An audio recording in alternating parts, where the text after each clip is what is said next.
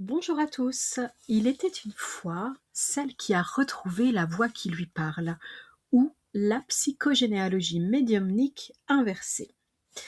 C'est l'heure de votre narration en développement individuel à titre personnel ou professionnel avec la diseuse de bonnes aventures, la diseuse de bonne aventure.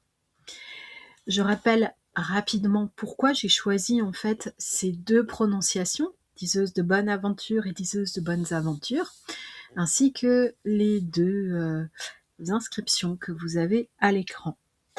La diseuse de bonne aventure, c'est pour le côté ma foi, assez ésotérique et pourtant tout à fait réaliste, dans le développement de son intuition et la captation de messages que l'on peut retrouver par exemple dans la voyance et ainsi de suite.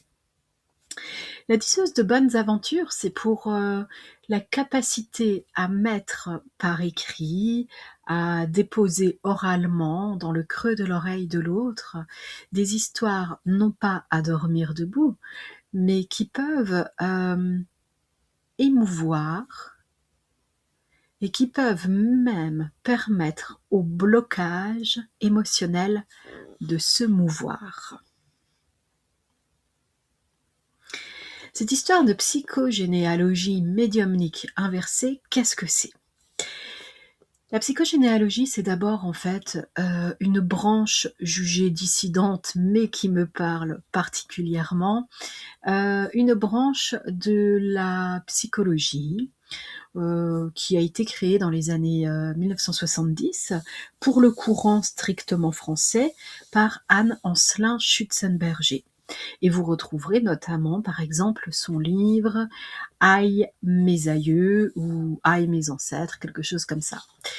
Elle explique en fait tout au long de ce livre, par le biais de cas très précis, comment finalement l'être humain, faisant partie d'un clan, d'un groupe, d'une famille, d'un arbre généalogique, reçoit des poids dès la naissance, peut-être même dès sa conception, allons-y, des poids émotionnels inconscients qu'il va lui falloir traiter, sous peine de les voir se répéter, se doubler, se dédoubler, que sais-je.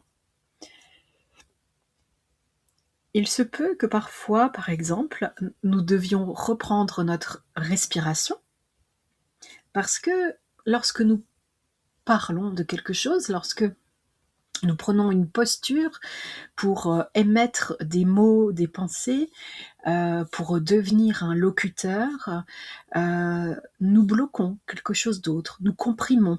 Nous ne sommes pas forcément à notre aise, ou alors nous avons l'impression d'être à notre aise dans notre super posture, que dis-je, superbe posture, et pour autant, il y a quelque chose, il y a un petit grain de sable dans le rouage, et puis ça grince, et parfois ça ne fait pas que grincer des dents. Pour ma part, avec l'ensemble d'outils que j'ai depuis des années, la linguistique du cœur, pour vous permettre de bénéficier d'accompagnements holistiques, afin de développer une philosophie de vie qui soit des plus agréables pour vous. Pour ma part, j'ai observé que finalement, il y avait une voix qui me parlait depuis longtemps. Alors c'est autant symbolique que concret, autant réaliste qu'ésotérique. Mais où est le juste milieu en tout cela ? Embarquez avec moi dans cette balade narrative qui peut sonner et résonner comme une balade au fil des années, avec des petits passages secrets mais quand même assez bien faciles à discerner pour passer d'une vie à l'autre. Une question ne sera tout de même pas résolue. Est-ce que nos ancêtres sont ce que nous sommes ? Et est-ce que nous sommes ce que nos ancêtres étaient ? Je vous laisserai plancher, et peut-être pour certains, le milieu de la planche est vraiment significatif, et c'est le début, évidemment, des messages que l'on peut recevoir. Il y a une voix que j'entendais depuis longtemps, depuis toute petite. Une voix qui parfois était rapide, imposante, qui avait un certain accent. Je savais déjà observer à l'époque que finalement, dans mon entourage dit vivant, les gens ne parlaient pas comme ça. Donc c'était quelqu'un que l'on pouvait juger comme étant étranger. C'était une personne que je ne voyais pas forcément, ou du moins je n'en ai pas un souvenir clair de l'avoir vue comme cela, mais je l'entendais. Et de l'entendre, pour moi, c'était tout à fait normal. C'était propre simplement à nous plonger ensemble dans de la conversation. Parfois, je pouvais dire oui mais non, stop, je suis en train de jouer. Parfois, c'était ah oui, et je me laissais embarquer dans les phrases et dans un autre monde. Cela pouvait arriver de jour comme de nuit. Quand c'était la nuit, il est vrai que cela créait de la terreur nocturne, que j'étais une enfant agitée et qui était simplement en fait en souffrance dès que la nuit arrivait et qu'il était venu le moment de se plonger dans le sommeil. Parce que le sommeil était une sorte d'ouverture, on va dire, sur un monde qui, dans la journée jusqu'alors, était plus ou moins tout de même inconscient. Les loups et les renards m'ont tenu compagnie pendant des heures de terreur terrible, sans que je puisse m'expliquer véritablement pourquoi, comment et sacre Dieu, pourquoi cela revenait-il aussi souvent. Si cela revenait aussi souvent et que ça s'imprimait en répétition aussi forte, ce n'était certainement pas pour rien, parce que la nature, l'univers ne vont pas s'amuser à nous faire vivre des choses qui ne servent à rien. J'entendais une voix qui n'était pas à l'extérieur de moi, comme par exemple si j'entendais un chien aboyer devant moi. Je pouvais comprendre que le chien était à l'extérieur de moi, que c'était un autre individu, et que de plus, à ce moment-là, il était vivant. La difficulté que je pouvais avoir, enfant, à l'époque, était de faire comprendre à mon entourage qu'en effet, la voix était vivante, mais le corps n'était pas là. Et si soi-même on n'a pas reçu les codes expliquant cela, dans cette vie humaine, il est à peu près improbable de savoir le prononcer et de le libérer. Cela est venu bien plus tard. Donc j'entendais une voix qui m'a guidée, qui m'a embrouillée aussi peut-être, ou moi-même je me suis embrouillée à l'écoute d'une chose que je ne comprenais pas. Et puis l'entourage prêtant de moins en moins attention à ce qu'il ne comprenait pas, ce qui est plutôt logique, l'entourage me demandait alors de bien vouloir cesser de donner du crédit à ces êtres imaginaires. Et pourtant, il y avait tout de même du beau monde avec moi. Que chacun ait pu faire ce qu'il veut et ce qu'il a pu de sa vie, c'est une chose, mais que les ancêtres nous accompagnent pour nous susurrer des messages de délivrance, c'en est une autre. Et en général, dans un premier temps, je puis vous assurer que si les ancêtres de votre arbre généalogique prennent la peine de se rapprocher de vous alors qu'ils n'ont plus de corps physique et qu'ils sont simplement dans des corps dits subtils, énergétiques, et qu'ils sont là par une transmission de pensée, c'est bien parce qu'ils ont un pli à délivrer, ils sont des facteurs. Et c'est à entendre sous diverses acceptions, évidemment. Cependant, finalement, comment déterminer si on est en train d'entendre quelque chose que l'on invente ou si on est en train de capter et simplement d'entendre quelque chose qui préexiste avant même que l'on ait pu penser que cela existait. Il peut s'agir parfois de parasitages, qui ne sont peut-être pas tout à fait anodins non plus, mais ce sera sur un autre moment de vidéo que nous reverrons cela.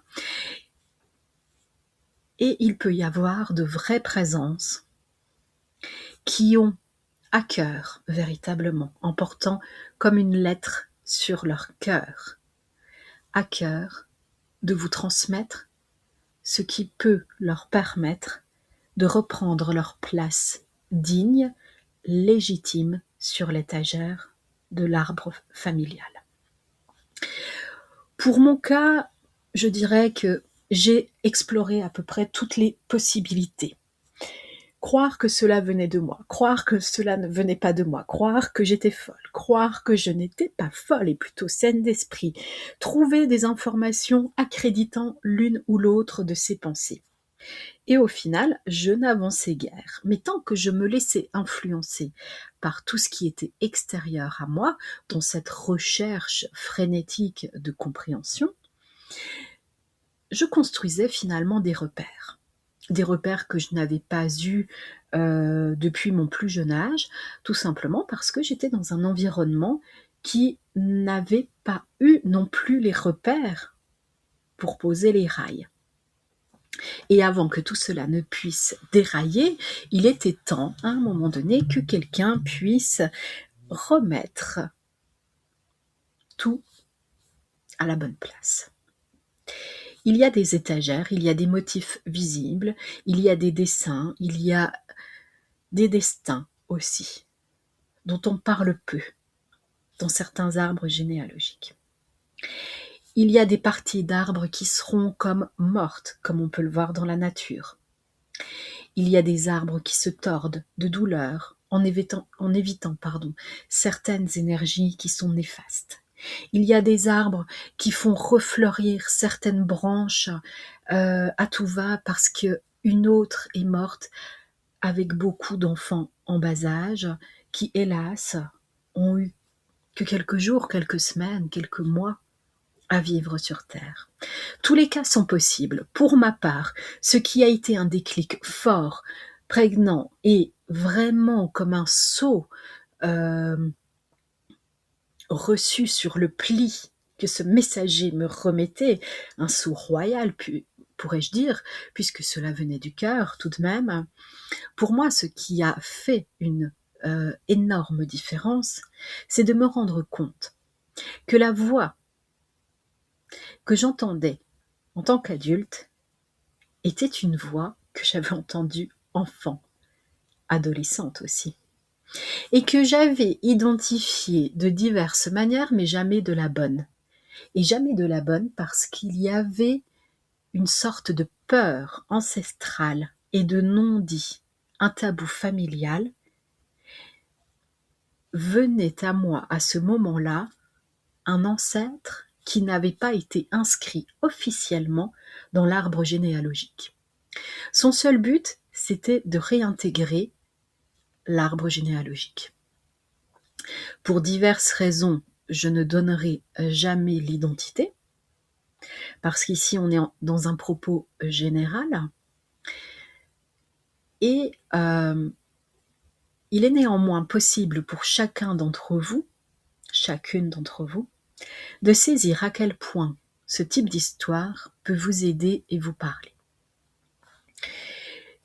Qu'on entende une voix ou pas, qu'on soit médium ou pas, peu importe, on peut se rendre compte un jour dans son existence qu'on a toujours eu la sensation qu'il manquait quelqu'un, qu'il manquait quelque chose dans l'histoire. Il manque un morceau, on ne nous dit pas tout. On a la sensation que quand on nous parle, par exemple, je ne sais pas moi, d'une arrière-grand-mère, son histoire reste un petit peu obscure. Alors on va nous dire oui, mais bon, figure-toi tout de même qu'une arrière-grand-mère, c'est plusieurs générations avant toi. Nous ne vivions pas de la même façon. Déjà moi, je ne comprends pas telle génération et ainsi de suite. Tout cela, ce ne sont que des balivernes pour, comment dirais-je, pour poser des obstacles sur le chemin qui devrait vous mener vers la révélation du secret. La révélation du secret, avec des outils de psychogénéalogie médiumnique inversée, ce n'est certainement pas dans l'idée de faire du ragot, gossip et compagnie, c'est simplement pour poser de nouveau de la lumière, de la chaleur, de l'accueil, de l'intégration sur un personnage ou une personne qui a été murée dans le silence, vive ou morte, parce qu'il y avait quelque chose qui ne devait pas se vivre à ce moment-là, selon la morale de l'époque. Et finalement, si on continue à juger plus ou moins, et c'est pas facile de ne pas juger, mais si on continue à juger plus ou moins ce que les autres, les anciens, ont pu faire avant nous, on est en train de bloquer le processus de retrouvailles des informations, de retrouvailles des personnages et ainsi de suite. C'est un peu comme dans un livre. Alors moi qui écrit énormément de livres et qui en suis à une douzaine déjà édités, je peux vous dire que quand on doit placer un personnage dans un livre, c'est qu'il a de la force, c'est qu'il a de la place, c'est qu'il est légitime. S'il est là, imprimé dans le papier avec de l'encre, ce n'est certainement pas pour rien.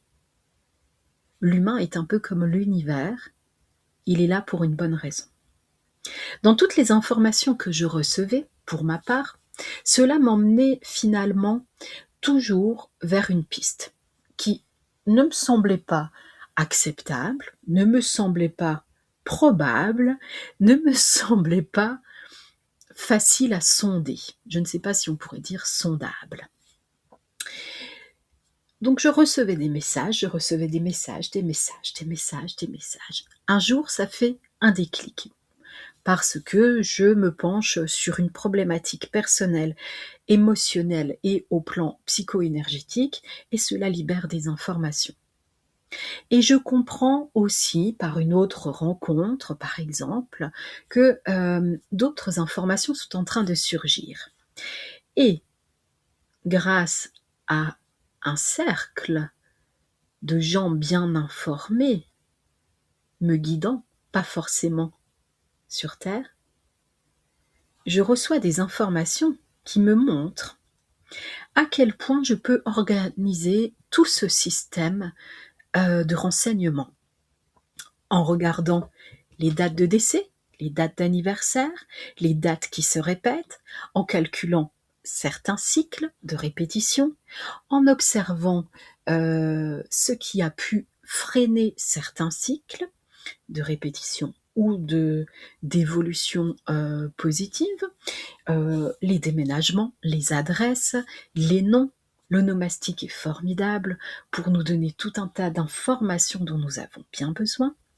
Et en reprenant toutes ces informations par le menu, ce qui est de l'ordre de la psychogénéalogie médiumnique inversée, que finalement j'ai mise en place, je me retrouve à un moment donné de mon existence en face d'un arbre généalogique qui a du sens, en face de la photo d'une personne qui fait sens, qui parle à mon cœur, qui retrouve la puissance de la personne acceptée, et v'là quand même, v'là-t-il pas, que je me retrouve en prenant connaissance, un petit peu drago toujours nous habite, en prenant connaissance du parcours de cette personne, de sa vie, de son existence.